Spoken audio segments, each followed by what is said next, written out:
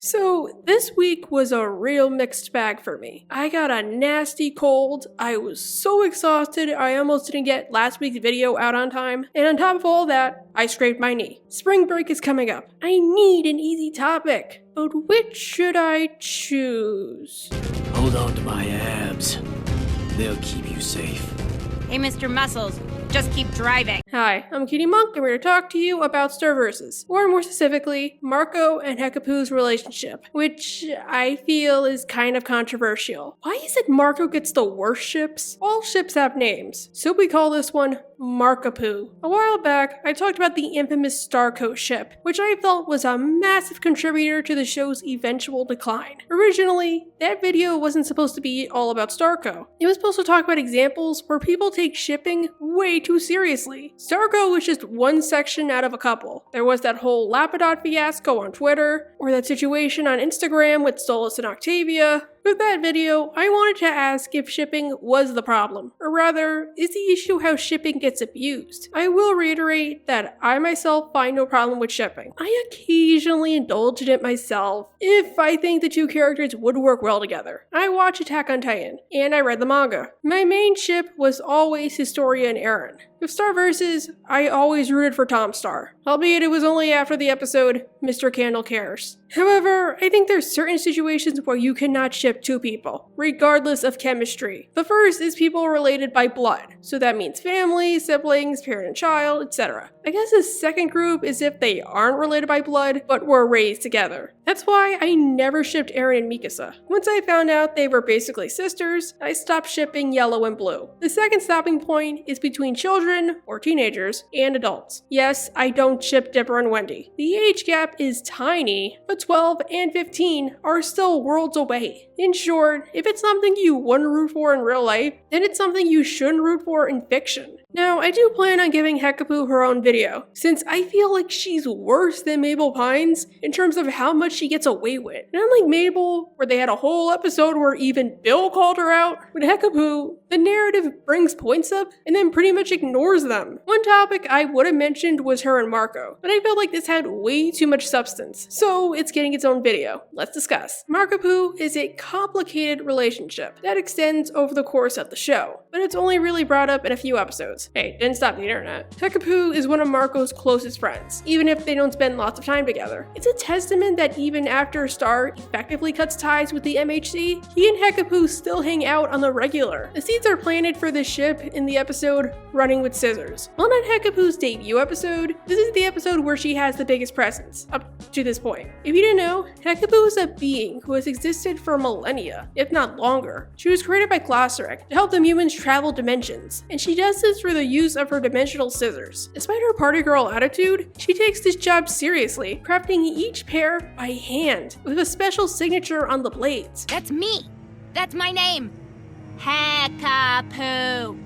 Hekapoo! Furthermore, she doesn't give these out to just anybody. She only gives them to people she deems worthy. Each pair is made specifically for the entity who earns them. So that means royalty, nobility, and the token peasant. You know, like most royal honors. Each member of the MHC is supposed to symbolize some stage in life, and Hekapoo represents a teenager, or a young adult. I guess early to mid-20s? Hey, some people have said 30, but I'm being generous. Regardless, keep this in mind going forward. For a little more background, in the episode Party with a Pony, Ponyhead shows up, uninvited, looking for Star. In her possession is a pair of dimensional scissors. She's using them to escape the guards over at St. O's, but gets apprehended and gives them to Star and Marco as an apology gift. The two use them to travel the multiverse and have all sorts of fun adventures, but for the most part, the scissors are just a fancy plot device. Think Rick's portal gun. After this episode, they really don't come into play until season 2. In the episode Running with Scissors, Marco doesn't want to do his chores and notices that with dimensional scissors, he doesn't have to. It gets to the point where he stays in the comfort of his bed all day, not doing anything. Unfortunately, this puts him on Hekapoo's radar.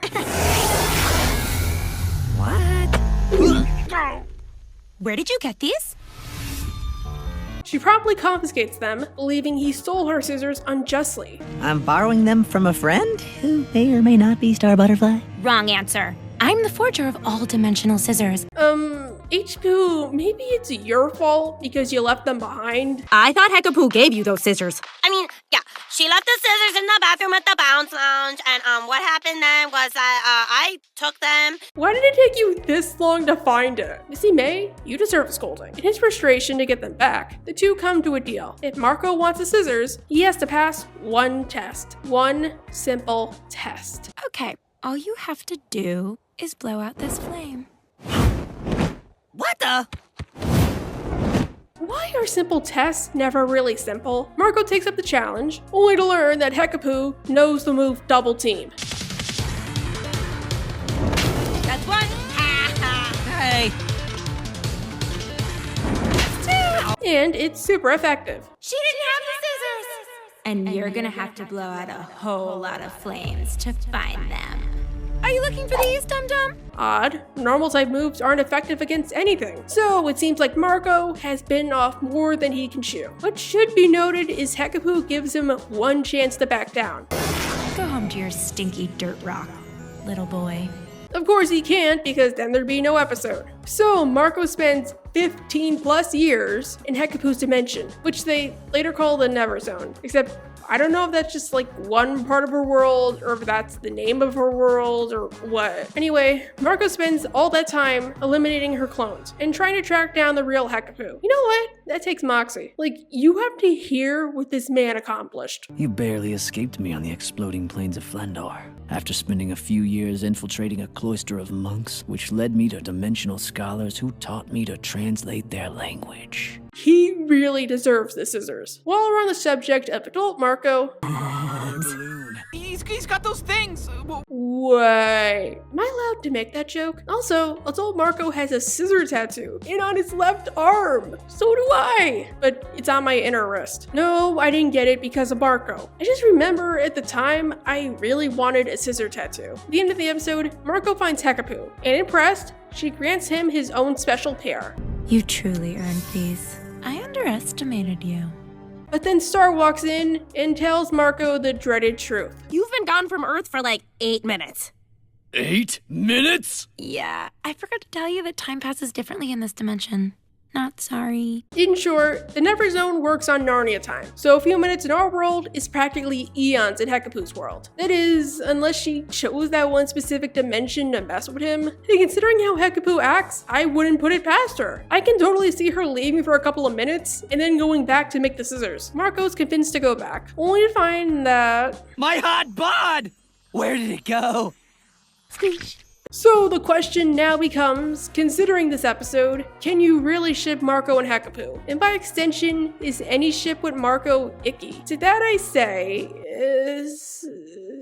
I don't know, okay? I really don't know. I really didn't know how to approach this video. Like, it really got me to rethink my views. These ships are always super difficult for me, whether I root for them or not. I don't know if it's right to be puritanical with one show, but more liberal with another, or if you have to use the same judgment for all shows. Is Jack and Ashi weird because even if Jack didn't age, he still was in the future for 50 years? Is Rose and Greg weird because even if they met when Greg was barely legal, Rose is still thousands of years old? Am I still allowed to like Vampire Diaries, even if I know that show is much more problematic than Star? It didn't take me a million drafts to write this video, but I really didn't know what to say. And then there's the fact I'm likely gonna upset a good chunk of my viewers, regardless of which side I take. So I put a poll out to sort of test the waters. The responses I got were interesting. Some people said they rooted for Markapoo, because despite the age gap, the two had lots of chemistry. Now yes, I will concede, despite the problems I have with her, Hekapoo was a great character, and she and Marco made quite the team. For other people, they mentioned the age thing. Marco was an adult, so hey, it's totally legal. Others said it was like shipping Jacob Black with a literal newborn. Or like me, they generally didn't know how to approach it. With this newfound information, I feel I can now give my answer. I don't ship them. The only people I ship with Marco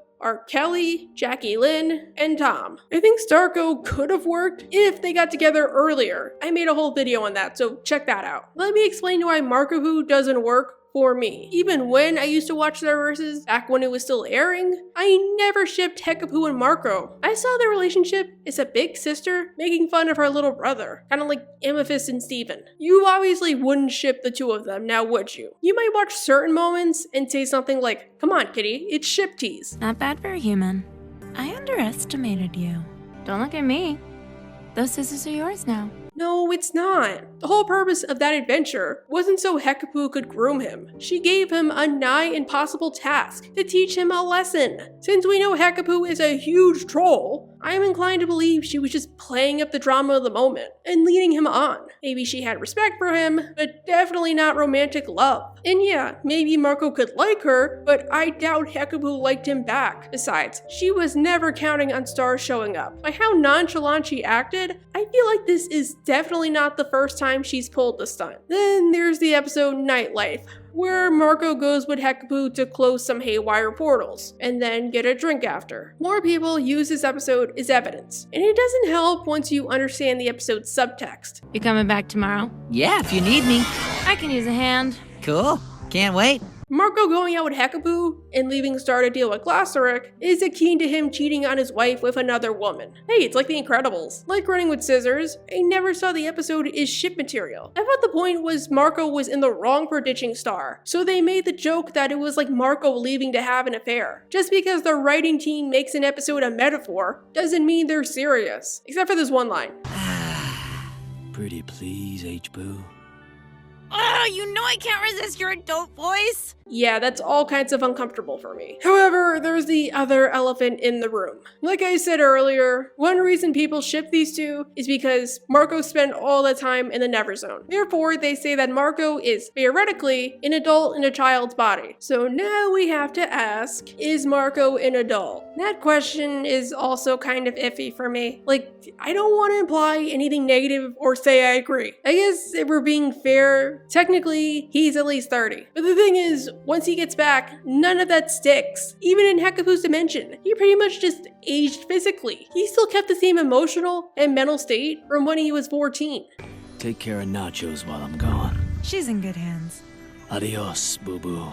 Personally, I think of Marco and adult Marco as two separate entities, or personas, since that's pretty much how the show portrays him. Therefore, I go with Marco's still a child. Now, if Marco came back home, physically still an adult, then yeah, I would definitely ship him. But as it stands, it's like pairing a child up with a woman old enough to be his ancestor. She might not look it or act it, but that uneasiness is still there. And unlike, say, Edward Cullen, which even in hindsight, I find that kind of gross, they don't have the excuse that Hekapoo's a teen frozen in time. To me, shipping Hekapoo and Marco is kind of like shipping Beetlejuice and Lydia. I agree, they have that chemistry, but I still never viewed the relationship as romantic. And when other people do it, I mean, I get why, but it still rubs me the wrong way. Particularly when you ship their Saturday morning cartoon selves. It's cool that the musical has a whole song about how creepy their ship is. Then there's also the issue of, if Marco is an adult, can we really ship him with other teen characters without it seeming like a double standard? Obviously, the show doesn't mind this, but they were approached about this. In a character interview, Marco was asked, "Do you still remember your time in Hekapoo's dimension?" And his answer was that he doesn't really remember it. It's like a super distant memory. Now, I couldn't find the specific clip. For some reason, Disney privatized the video, but I don't know what to say about this response. Beyond, could have been worded better. I mean, I get where they're coming from. Technically, Marco wasn't gone that long in our world, so he would likely forget what happened. I can't remember what I had for dinner last night. Why would Marco remember 8 random minutes exactly? The thing is, when Marco came back, they implied he gradually forgot his life on Earth. Password? I don't remember my password. It's weird this never went somewhere. I feel like a better way to address this would be to have Marco and adult Marco act as two separate entities. Like I said above, think Dr. Jekyll and Mr. Hyde. See, Marco comes back home, and he has no memory of what happened. Maybe he has a vague memory, like a little voice in his head, but that would be it. And when we get this scene here, You got the Mark of Hekapoo, son. Marco could be like, Star, who was that? Then whenever he goes to Hekapoo's dimension afterwards, it all comes rushing back. That way, it would help separate the two, and you wouldn't have that icky air. Before I end the video, I do want to bring up one more topic. When I put the poll out, somebody asked, why didn't Marco's relationship with Hekapoo ever really suffer, beyond what happened in Nightlife? I didn't think about it until I read the comments, and looking back, yeah, it's really interesting that never gets brought up. One issue I had with Star learning the truth is, outside of giving Eclipsa her wand and her crown back, she never really does anything with this. I mean, she doesn't let the MHC be her advisors. Oh, no. I'm sorry, no liars allowed. Leave now. Out! Go out! But that doesn't stop Hekapoo from helping Marco. Star is a very black and white person. It's so weird she never tried to force this onto Marco. We could have had a whole episode where Star finds out Marco and Hekapoo are still hanging out. Maybe she keeps what happened to the trial secret, and when Star sees the pair together, she could be livid. What the hey man? She lied to my family for generations, and you're my squire? I think another person in my comments section pointed out that Hekapoo hates when people lie to her. Withholding information about Glossaric and the spellbook has put us all in danger. You knew that Star was the one opening these portals and you didn't tell me? But she lied for centuries. We didn't have an episode where Hekapoo asked Marco to hang out, but Marco doesn't totally know how to feel about her. It could help to address why Hekapoo felt the need to cover it up, beyond not wanting a monster on the throne, or how she rationalized doing it for all those years. So in conclusion, my answer is that Markapoo as a ship doesn't really work. Yes, the two have chemistry, but I always saw them more as friends, or at best, siblings or cousins. It's pretty gross, and since we had to have this conversation, maybe it isn't worth it. However, this is just my opinion. If you support Markapoo, why? Before I go, tell me, who did you ship Marco with? Star? Tom? Hekapoo? Kelly? Jana? Somebody else? Let me know down below.